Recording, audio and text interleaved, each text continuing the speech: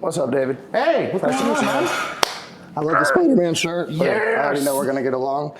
Spider-Man, Spider-Man, My favorite song. Spider-Man. That's why I need to hear you do a rendition of. Oh my God, that'd be kind of dope. Yeah, for sure. Well, my name's James. Nice to meet you.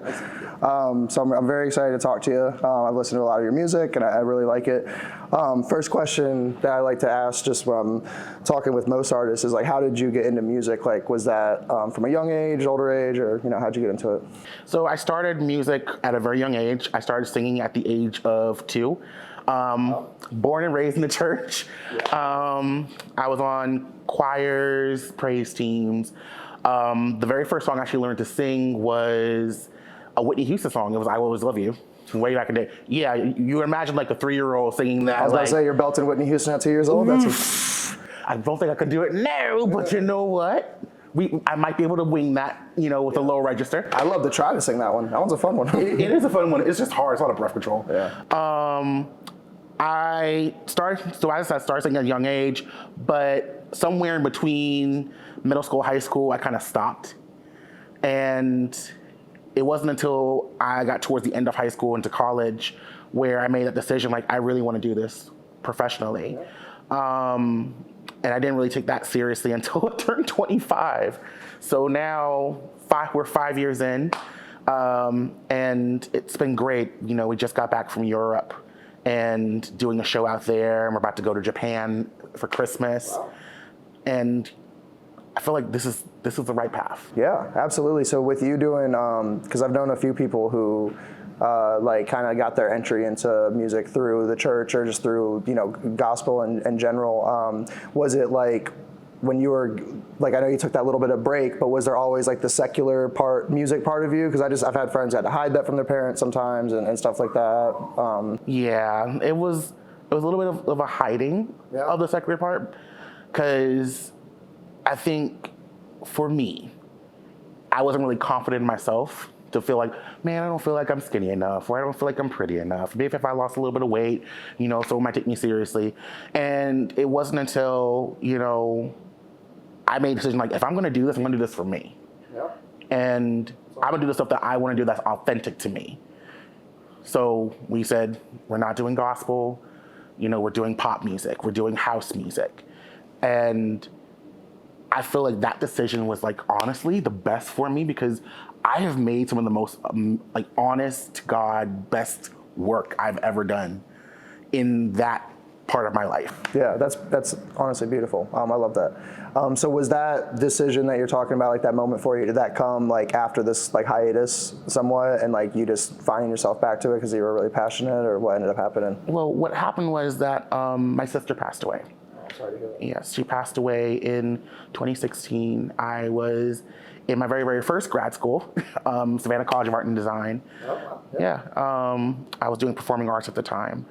And the last time I saw her, she came to one of my shows I was doing. I was one of the featured singers. And to see the look on her face, like, she looked like she was very proud of me. She was? Yeah, she was just so proud. And the last word she said to me as I was walking her down the elevator of our building was, "Keep doing what you're doing. I'm proud of you. You finally figured it out." That next week she passed away. And a lot of what I've been doing has just been keeping that promise to her. Just keeping that promise, like, I'm not gonna quit. I don't care how hard it gets. I don't care if I may not have the funding or the money. I'm gonna figure it out, because I'm gonna keep that promise to you. So it's more like that was the inspiration. It's doing it for her, as well as doing it for me. Yeah, that is crazy powerful, bro. That's awesome, and I think a lot of people will be able to relate with that. That's awesome. And you channeling that through your art, and like just the catharsis that comes with that. Like, music's beautiful for that kind of expression. So when you were kind of having this, hidden kind of part of yourself, like, what artists kind of inspired you that kind of grabbed your ear outside of the gospel? Prince. Prince, yeah. Prince. I love Prince. My favorite Prince album is Diamonds and Pearls. Okay. I love that album, as well as Graffiti Bridge. I just love what Prince represents. He was so different. He was out there.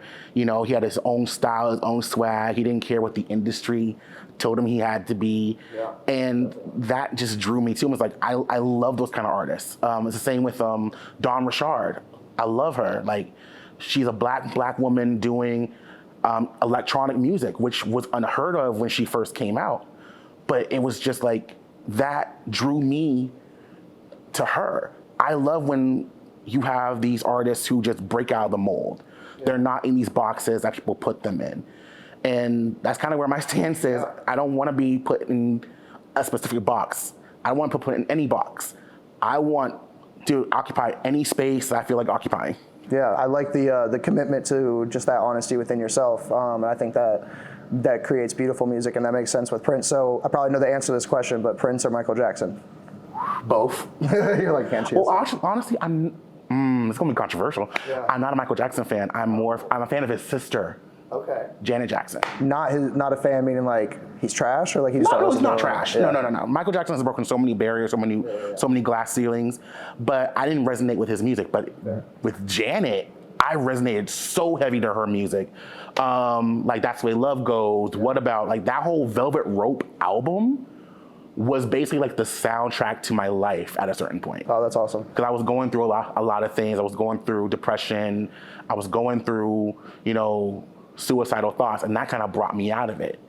Because I love the Velvet Rope album for that. That was the soundtrack of like me coming out of like a very dark place. Yeah. Yeah, God bless Janet. Welcome to Duloc, it's a perfect town. Now we have some rules, let us lay them down. Don't make waves, stay in line, and we'll get along fine. Duloc is a perfect place. You could 100% do I need to hear you do a Spider-Man. Like, oh my God! Yeah, I would love to just hear you like just belt those lyrics over like whatever honestly beat you could find. That would be so fire. How would you describe your music to someone who has not heard you and they're just asking what kind of music you make? If Ruben Studdard, Zed, Don Richard, and Prince all went on a road trip to EDC, that would be my music. I love that. That's it. I would agree with that. After listening to your music, I would definitely agree with that. That's how I would describe it. If you really want to get technical, it is an sci-fi anime experience once you really dive into the story behind the music.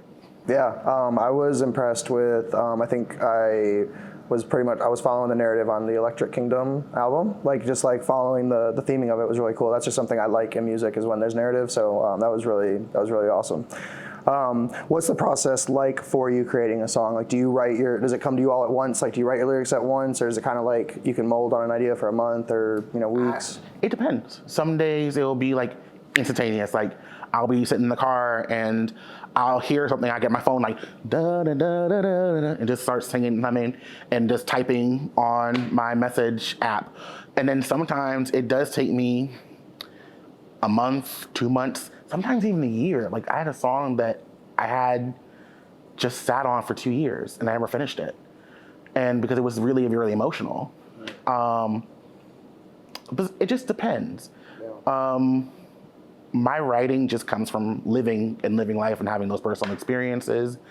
And the recording process of that is even more intricate because I don't have like having a lot of people in my studio. Sure. It's not because I don't like having people. I would love people to like be a part of it, but you have to be part of the process. You can't just be in there thinking like, oh, it's a giant party. Like, no, I want you to be part of the process. Like, tell me if I'm doing wrong. Tell me how I can improve this sound. Tell me if this is the way that we should take this vocal. But if you're just coming just to have a party, and then what am I need you here for? I want to do the work. We can have fun, but it's all about the work and the craft that we're trying to do. Yeah, let's have fun doing the work. Exactly. Yeah, and I like what you said about how your music comes from living. It's kind of the curse, I feel like, of being an honest artist. Is sometimes when you're out of inspiration, you're like, well, I need to just like live like some new experiences for a month, and kind of take a break, because you can't force that authenticity, So do you prefer writing like while you're in front of a mic and can record? Obviously, like I understand, like because I do the same thing. When an idea comes to you, you got to whip out your phone and like put it there. But do you prefer to kind of like have that moment in front of a mic so you can capture it, or do you like writing like kind of a full song and then going into the recording process? I like writing a full song and then actually just going for it. Because kind of like when I write, I want to make sure I have all the elements together. It's like cooking a recipe before you actually putting it on the stove. Yeah. You just have all your ingredients, you chop up your onions, your peppers, and then you just prep. Writing and arranging is just prepping. Right. Recording is the cooking. And then mixing and mastering is just, that final little bit of extra seasoning you want to put on top. But I like to prep before I just go in and make a song. I just can't just, sit in front of a mic and then right as I go, Have you tried that? Because I'm very similar. Because just when I rap, I get really technical with the words, so I can't freestyle a song. So do you ever kind of try and do that? Where you'll sit with a beat and instead of kind of writing it and then going in, have you just tried to freestyle those first few bars? I have. Yeah. When I do writing camps, so I would go to a writing camp in Atlanta. Shout out to Creative Space Events. They would give us beats, and you would literally have to listen to the beat and then write on the spot. So I have tried it. It's not my preferred, but I love the impulsivity of it, because it's kind of you're not trying to be a perfectionist at this point. Yeah. You're now just being in the moment and living in the art.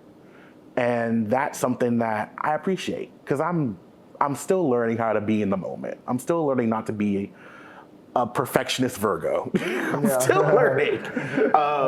I'm just trying to just relish in my art and make sure that it's not just enjoyable for me as well as the audience listening to it. Yeah, that's awesome. So what does where, if you're not writing it in the studio, where would you find yourself kind of writing these songs? Is bedroom, in my bedroom, in my backyard, nice. On my kitchen table, on the counter, even working when I'm at work, I'm just I'm sitting at the desk, I'm just I'm supposed to be teaching kids. I'm no, I'm writing something. Yeah. I love writing at work. It makes it go by so much quicker. Oh my God, it makes time just go Yeah. With you kind of being in the pop genre or adjacent, I don't want to put you in a box, but what, because there's definitely some prevailing attitudes of pop music being generic or whatever people might say about that. What kind of draws you to pop, despite some of those things? Yeah. The energy, the fun, and the creativity. Especially when you do live shows. When you do live shows, you get to see that creative spark when it comes to pop music. Yeah. And I saw that firsthand. I went to a Lady Gaga concert, in 2022. I think it was the Chromatic Ball. Okay. And just seeing the creativity that comes out of just making that sound, I was whoa, this is kind of dope. But I don't really see why people think it's generic. It's just fun music. Yeah. That can go from, high, upbeat, high energy, club, dance tracks like a Charlie XCX to being something very moody and dark and very involved, say a Rihanna or a Billie Eilish. And then you got that sweet spot in between where you could be a Celine Dion. Shout out to Celine. Yeah. I'm enamored with pop music, and it's the same way I'm enamored with rock music. I love my Evanescence and my Simple Plan and my Fifi Dobson. Same way I'm enamored with country. Shout out to Shania Twain and Dolly Parton. It's I'm pop music, but I got so many other elements in here that I just start mixing it in. Yeah, I feel you. And there's definitely a lot of powerful energy with pop music. And maybe it's the LeBron effect, where just pop is literally the most popular, so people just hate on it because it's what's out there. But I agree with a lot of that. So I know I kind of asked you who inspired you, and you said Prince. Is that your favorite artist, or your favorite pop artist in general?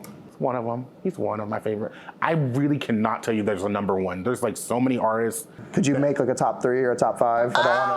Don't ask me to do it. I can't. Don't ask me. I'm gonna force you. Can I do at least 10? Top 3. Top 3 that you could not go life without listening about. Oh God, you're making it hard. Okay, all right. Top 3. Okay. Is Prince there? Is that a given? Yes. Okay. He's at number 1. Okay. You're making it hard. I'm interested to see what genres you pull from too, since you like so many of them. Oh God. Should have made it 10. Prince is number 1. We're gonna go with Zed at number 2. Okay. And this one's gonna shock everybody. Janet Jackson's my number 3. Let's go. Janet Jackson's my number 3. If we had to go for 2 more, I would have said, like, I would have to say Rihanna's my number 4. Okay, yeah, that's a good one. Evanescence is my number 5. Classic. Evanescence. Yeah, I have watched so many Halo 3 like music videos with Evanescence playing on them. That's like my. What's your favorite Evanescence song? It's the super, like everyone knows it. Bring Me to Life? Yeah, I think so. Which is trash, I know, but No, it's fine. That's cool. If that's your jumping on point, it's great. It's the nostalgia from that Halo era of just like all these AMVs of that song and just like, I don't know. Listen, shout out to AMV. I used to make AMVs in high school. Really? Yeah.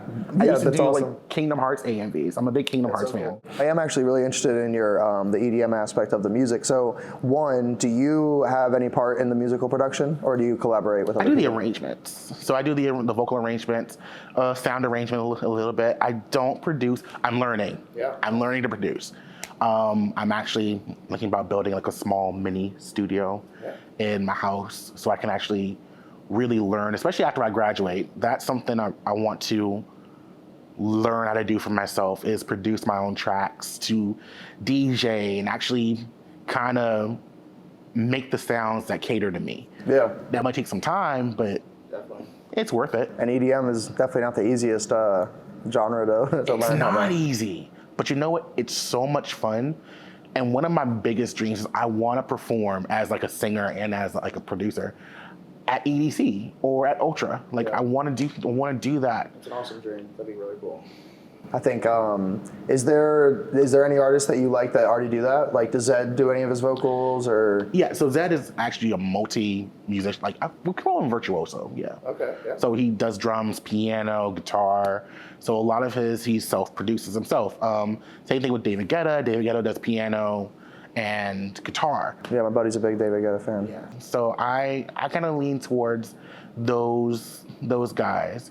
But I also can't forget, those who came before them, like Freddie, who's actually the father of house music in Chicago.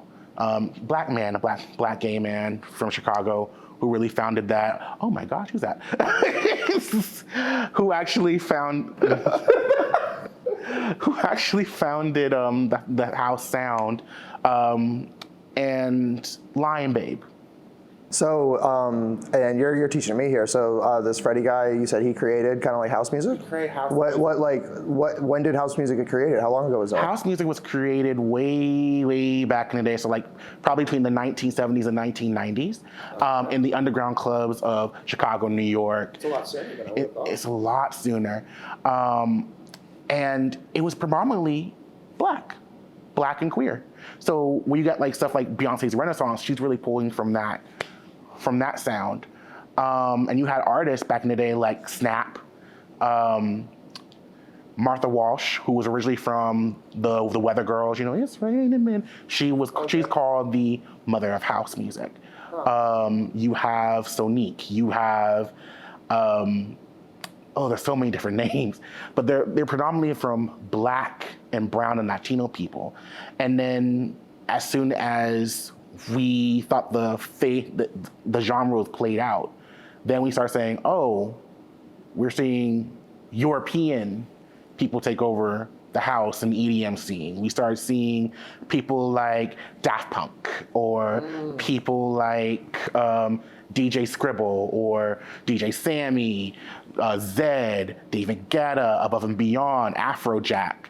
And we've forgotten that a lot of house music was started in the underground clubs of America, in the East Coast.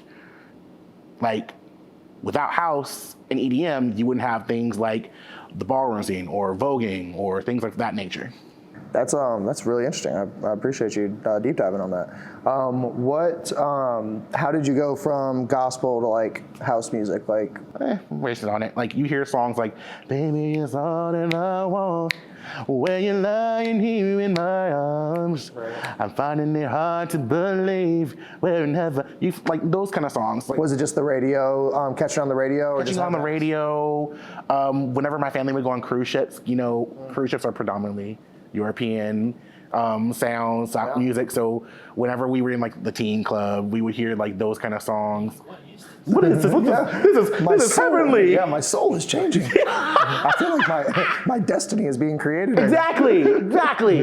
But yeah, so I was like, one of my very favorite house songs that everyone should know, because it was actually a skit on the Chappelle Show. It's days go by and still I think of you. In the car, like I forgot it was a Lexus commercial, but yeah, that was a really big thing for me. Like I loved hearing those electronic house sounds, and that kind of just gravitated me towards that. Now, mind you, this is a kid who grew up on, that church sound that is there anybody here that loves my G? Is there? I grew up on that. Yeah. Going to oops, I did it again. I play with your heart, to rock music, to lithium, to now going boots and cats. Yes, yeah. So like I'm going from that to that, and it's like that really developed my sound a little bit, and what kind of artist I wanted to be. I wanted to be this artist who we could do anything. Yeah. Except Gregorian plain chant. I can't do that. I just can't. I don't know how to do the. I can't do that. I worked with a buddy who's he's 20 years old. He was a little bit younger than me, but he was an opera artist, and he would just randomly sing at work, and instead of it being like, I don't know, songs that were on the radio, he would just belt out opera sometimes. Don't tell me he did La Donna Immobile. He did like La Donna Immobile. Oh my God. In a different language. I can't.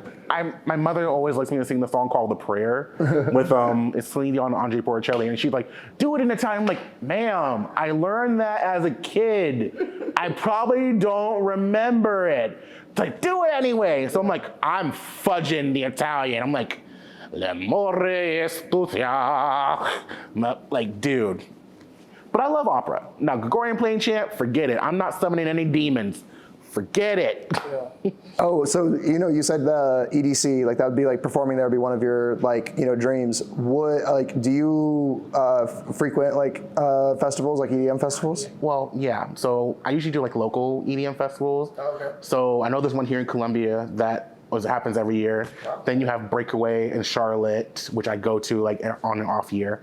But when I was a sponsor of, as well as an ambassador for, was High Tide Music Festival in Charleston. Great like electronic festival, different artists, major artists like Duke Dumont would come down up to Charleston, and it'd just be a blast. Now the heat isn't great in the summer, but just seeing people of different cultures, different backgrounds come together and just having a day where we just enjoy each other and be safe. Yeah. Amazing. I've only been to the Dreamville Festival as far as a festival. I've been to a bunch of EDM shows, but something I've noticed is just like there's definitely like just a difference in like going to really any other musical like show and like an electronic music one. Which one do you like more? Like which one would you prefer to go to? Or do you have a preference? Like a hip hop show or like a hip hop festival, or like even like Rihanna coming to town or like Zed, Yeah, Rihanna came to town. I'm going. Like you ain't got to tell me twice. I'm going. Over Rihanna Zed? Over Zed. Yeah, I'm going to see Rihanna. It's the Caribbean thing, Like I'm from Trinidad. She's from Barbados. We're like next door neighbors. So I would love to just go and support. In my household, we are Rihanna Navy. So sorry to the Beehive. I'm sorry. We just can't relate. I love Rihanna because Rihanna's relatable. But yeah, if there's Rihanna coming to town, definitely. Now, if you're telling me if you're going to a hip hop festival versus an EDM festival, I'm going to an EDM festival. I hate to say it, it's just a different energy. It's a much more loving energy. It's a much more friendlier energy. People are very much like a community in those kind of festivals. Same thing with a rock festival. If you ever go to Launch Music Conference in Lancaster, Pennsylvania, it's very much like a family-oriented kind of vibe where it's like they all support each other as artists. I performed at Launch for 3 years, and everybody comes out to your show. Everyone supports you. You go to their show if you can make it, because it's all across the city of Lancaster. It's such a beautiful feeling. and that's something I really love, especially like when I was doing Ko-Fi with Pat. Yeah. I really want that for us here, is that sense of community, especially when we do like performances and festivals, because I don't really, as an artist from here, I don't really see there's a scene. Yeah. There's not a scene, especially not where I'm from. There's not as much of a scene, but I would love there to be one where I can go and support my fellow artists. Like, I don't care what you are, if you're house music, you're EDM, if you're hip hop, if you're rock, if you're country, and if you're part of my scene, if you're part of my music scene, I'm coming to support you because we are all we have. And that's something that I really want to see happen in the next 2 to 3 years, is South Carolina having a scene, a music scene. Yeah, which I mean, I think it's got to be bubbling there, because there's the talent. It's not because there isn't talent here, you know. So it's like some other, you know, like things need to be connected and networked or whatever. But I totally agree. There just needs to be more of a collaboration, especially of artists of color. I just had a recent experience in my hometown where, in my mind, I'm thinking, well, I've done all these good things. And, you know, people see I'm doing all these things. So I want to go and, you know, just have a home base and get, you know, be a support for my family. Not for family, but like friends and family and people from back home. And that didn't quite happen. And it kind of let me down a little bit. And it's not because I wasn't doing all the right things. It's because the ground wasn't cultivated for me for that moment. The ground wasn't cultivated yet for that. You could have a great amount of soil, but if it's not cultivated for you, nothing's gonna grow. So I would love to see something be cultivated here in South Carolina in a collaborative spirit across all the regions, from the Low Country, from the Midlands, the PD area, and the Upstate, where all of us, no matter where we are, we're in a collaborative spirit. We're in a celebratory spirit, not competition. Yeah. Like, we collaborate and we support each other. It could be a powerhouse. I really think South Carolina can be a powerhouse for music, and like it already is for sports. You know, like there's, I think it's like a gold mine. So with you, you've kind of mentioned some cool things like getting over to Europe, which actually I do want to ask you about that. So how do you go from the point where, you know, you hear these last words from your sister, you have this promise that you make to her, you're probably, maybe you were, but you're not at the point where you're performing in other countries, maybe at that point. So how do you go from making that decision and committing, and now you're performing in Europe, you're performing in Japan soon? Like, what's that journey look like, and how do you get there? That's a lot of ups and downs. That's a lot of prayer. That's a lot of believing in yourself when others don't believe in you, and you have to prove them wrong. I had a lot of people thinking I was crazy. Mm-hmm. Like, you're a smart person. Why would you just go to college, settle with a 9-to-5? And it's like, that can't be living. That can't be living. That can't be all that's in me. You know what I'm saying? I hope I didn't tap the mic. I hope that can't all just I hope they felt that. I hope you did. Like, that can't all just be within me. Like, I'm just gonna, all these gifts and these talents God has given me, and you want me to just settle with a 9-to-5? And nothing's wrong with 9-to-5. That's what you do. That's what you do. But God's given me a blessing and a gift. Why am I going to throw it in his face, not utilizing it? Yeah, I find myself jealous sometimes that people can't feel passionate about their 9-to-5s. You know what I'm saying? It's like, I wish almost I had that, that like, I don't want to say like ignorance, because like, you know, I'm sure they enjoy what they do, but I just wish I could, like, because it's like, I feel like if you are being honest with yourself, like I relate with what you're saying so much, and it's just like, you know, how can you, like, it's like you're choosing to settle, you know. And I wish I kind of look at people with envy, where it's like, you don't feel like you're settling, you feel like you're just kind of living, you know. And it's like, why do I, like, sometimes it's the curse of having like these big dreams, you know. So I relate with that a lot. You have big dreams, and you're from small towns, and that's that American dream story. But you have the American dream story, but it's that process of going through it. So when you asked what took me from just making that promise to my sister before she passed to Europe, it was hunger. Yeah. It was a drive. It was, nobody's gonna do this for me except for me. Like when I first started, I did not have a team. I still barely have a team. I have like one other person who works with me. Yeah. But before I had that one person, it was just me doing the paperwork, doing the necessary things, doing the content. And I'm just now getting into my content bag because there was a point I didn't want to. Yeah. Because I just didn't.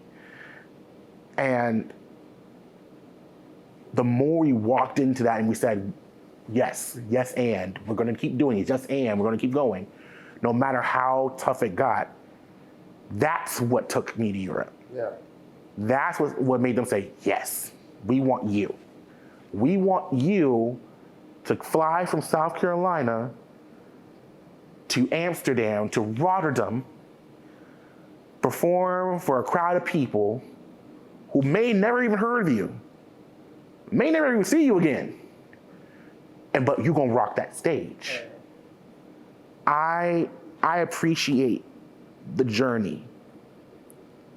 I'm happy that it wasn't an overnight success. I'm happy that it wasn't a blow up overnight.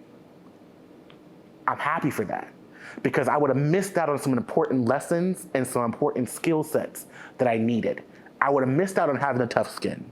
I would have missed out on learning how to manage contracts. I would have missed out on so much. They say time's supposed to heal us, but I ain't done much healing. Hello? Do you know Slander? Slander? Oh my God, no. Oh, you don't? They're an EDM artist. They did a Hello remix that got taken down because like they didn't get the rights or whatever, but it was up and then like someone downloaded the link and put it on some random website, but it was like one of my favorite songs I'd ever heard. I heard Nate Wants to Battle's version of Hello. Say that again? Nate Wants to Battle. So it's an artist who does mostly like video game inspired songs, also video game covers, but he did a rock version of Hello, and I'm like, okay, you hitting all the notes today, aren't we? Well, Hello in general, just that song that's like That generational. song makes you like, when I first came out, I was like in my feelings. I was like, ugh. It's almost like Halo. Like there's just like certain songs where like if aliens came down, like you just kind of have to show them like what we've created, I feel like. It's between Hello and an Ashes from Deadpool 2. Ashes. Listen, I was like, you were sick singing Ashes, Celine. Oof. What's she doing? She was sick. Oh, I thought you said 6. I was like, what? No, she was sick singing that song. Fair. Like I think they said like she had stiff person syndrome for 17 years that she didn't tell anybody. Hey, move over, Kanye, with your wired jaw. No, she was. You ain't shit. She was sick doing like that Deadpool song. I'm like, ooh. Yeah, that's wild. Ugh. So with your your career that you've had so far, what's like your favorite / biggest, and if they're two separate ones, you can give them, but accomplishment that you've had or just moments, I did my own music festival during the pandemic. That was it was the hardest thing to do, but it was fun once it was done. I had a whole panic attack right before my set. Because one of the screens like died. Yeah. Yeah, so I collaborated with one of my members from church, Connie Singleton Murphy. She wanted to do a festival that was dedicated to families. And we made it a drive-through music festival. We called it Stars Dance Music Festival. We had some like jumbo inflatable screens that showcased what was going on. We live streamed it across the world. We also made sure it was a drive-through. So we had like a radio tuner so that people can actually listen to the show in their cars. They don't have to interact. And that was one of my biggest. I think the second biggest thing was performing for Atlantic Records. Oh. Yeah.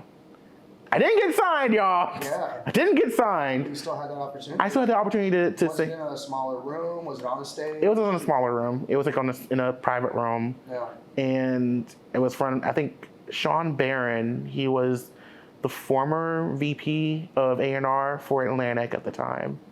That was kind of big. It was like, whoa, okay, I'm in front of Atlantic Records. No, I did not get signed. But it was still pretty awesome that I had the opportunity to do that. No doubt. How does that opportunity come about? Did they find your music? Was that networking that you had done? It was a networking event. it was a networking event that I went to, and they were like, hey, you know, this person wants to see you. And I was like, okay, all right. I'm like, cool. So this might be like a touchy question, but do you like? I can only imagine the nerves in that moment. Do you feel like you're like, you know what? I left it all out there. It is what it is. Or you're like, oh, I could have done it better. Or, I left it all out there. It is nice. what it is. Oh, that's so good to feel. Right? Like I know even with the rejection, but at least you know like, oh, if I would have just done it, because I could only imagine how that'd keep you up. No, because I could tell like, hey, you know, it was my first year. I wasn't really ready. Hell of a first year if you're already in front of Atlantic Records. I wasn't really like ready. I wasn't like confident in my body. I wasn't really confident in my performance. But what I knew I could do, I could sing. And nobody could challenge me in that. It's like, yeah, I can sing this up and down, left and right. I can sing the phone book if you wanted me to. Like, you're not going to challenge me on that one. But I knew that there was so much more work that needed to be done ahead of time. And there's still a lot of work that needs to be done, even 5 years afterwards. And we actually met up again in Europe. The people you performed for? Yeah. Oh, wow. We met up again in Europe. And he's like, oh, you doing you're still here? I'm like, yeah, I'm still here. That had to have felt good. Yeah, it's like, was it like, so you didn't expect to see them there? I wasn't expecting to see, like, a lot of, when I went to Europe, it was like a lot of people who I was not expecting to see from my past, like when I first started. And they're like, you're here? I'm like, yeah. Did you get some, like, how did that feel? Like, did you kind of have that, like I knew it kind of, like I told you so type, like, attitude? No. I'm very humble when it comes down to that. Yeah. Now, when you start acting a little, you know, spicy, then I'll be like, okay, I'm gonna show you. Then I start getting braggadocious and start, like, really talking about.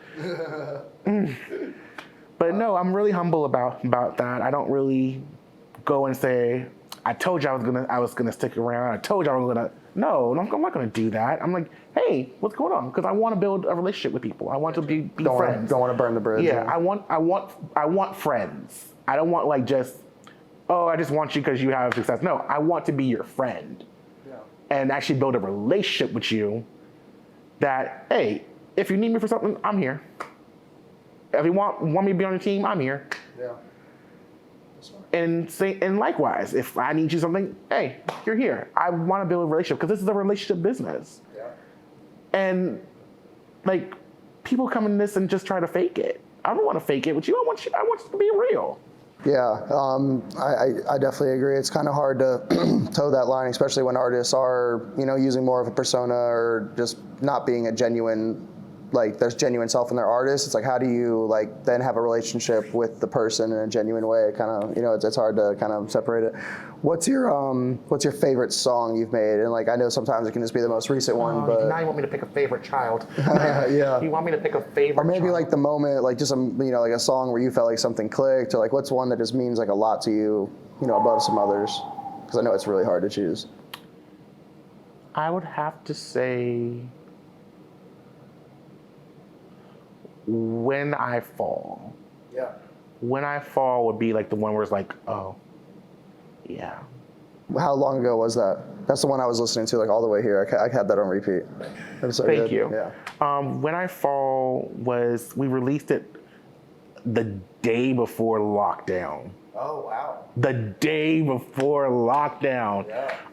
I was never going to release that song. Really? Never. Like you didn't think it was release worthy? No, it was just too emotional. Like that's the song I sat on for 2 years.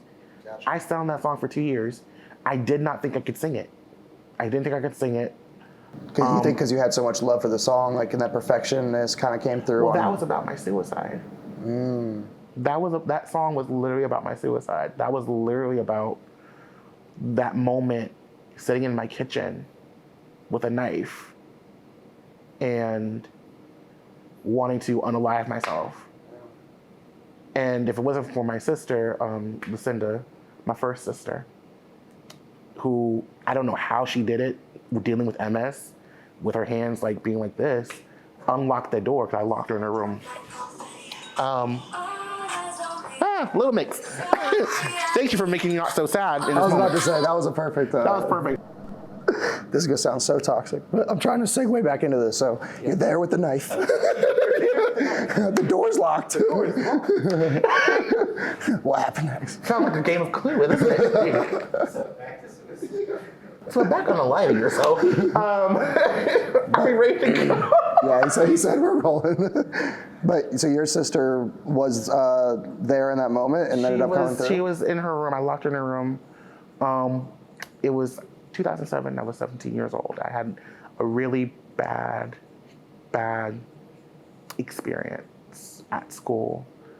And I got picked up by my aunt, came home, locked, and fed my sister, all that kind of stuff, locked the door.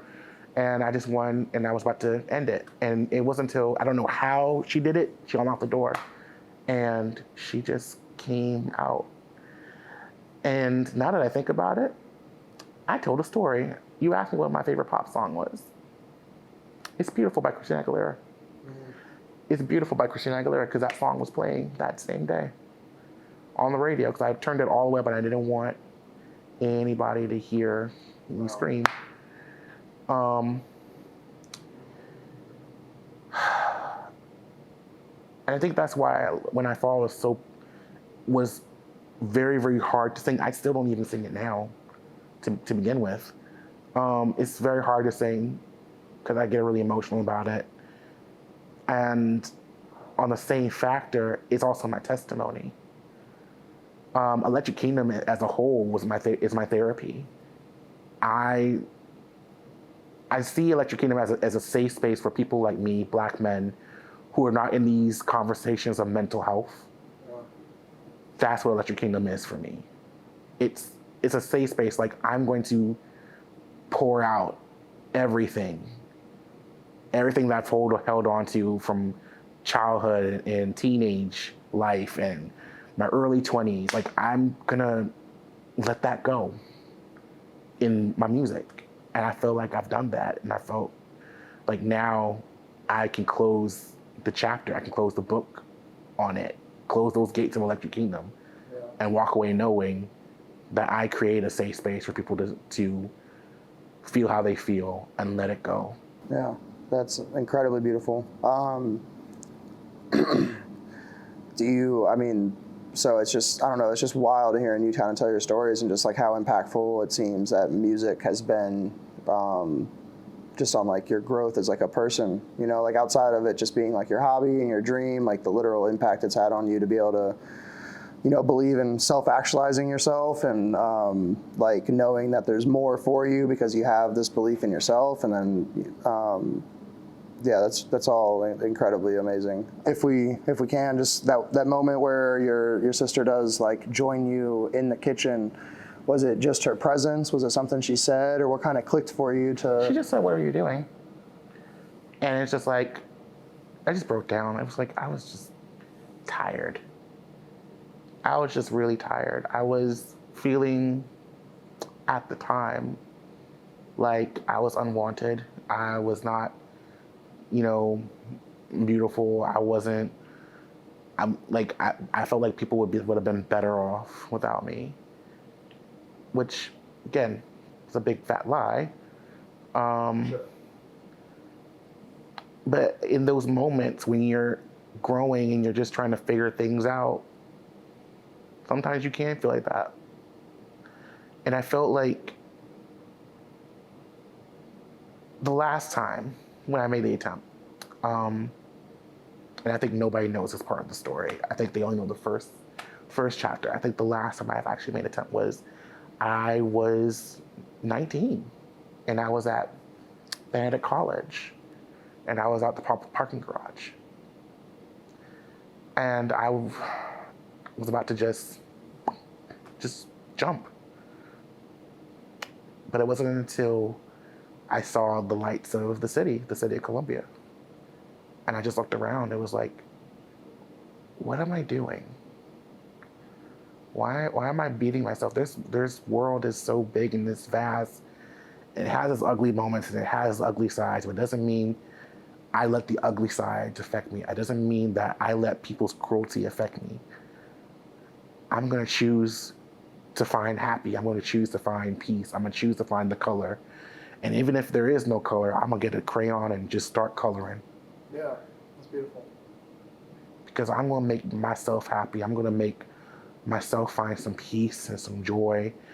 And then when I finally build that place for me, I'm gonna open its doors and share it with other people. Because somebody out there needs some light. Somebody out there needs some love. What a mic drop. That's incredible that you had the reflection and that like that kind of beautiful like keep going attitude reflection at like your lowest moment from, you know, just kind of looking around and like that's so cinematic. You could probably make a movie about your life, bro. Have you thought about it? Have you thought about writing like it was supposed to be a movie. It's actually supposed to be a musical. Bro, yeah, you should, whatever, I don't know, like keep that idea in your back pocket and work on that. I think you definitely could do some sort of film that's like extremely powerful, especially, and then you can like score it yourself, you know, and like be obviously the soundtrack. That'd be awesome. So on a lighter tone, something I am actually really interested about is where did the idea or the concept of releasing, like for No Love, like, you know, like 10 different versions, a slowed down, an acapella, sped up, like where did that come from? And you know, why are you doing it? Yeah, oh, okay. SZA. Yeah. SZA inspired that. And plus I want people to listen to music how they want to listen to it. It's kind of like when I released the Kit albums for Midnight Sun and Electric Kingdom, The Experience. I wanted different formats people to listen to music in. I wanted people to listen to music the way how they feel like they listen to music, as well as bringing back physical formats. With No Love, it's just, I had two amazing artists, and I couldn't pick which version to go with. So I was like, you know what? Why choose? Yeah. Let's do all of it. Same verse, second verse, same as the first.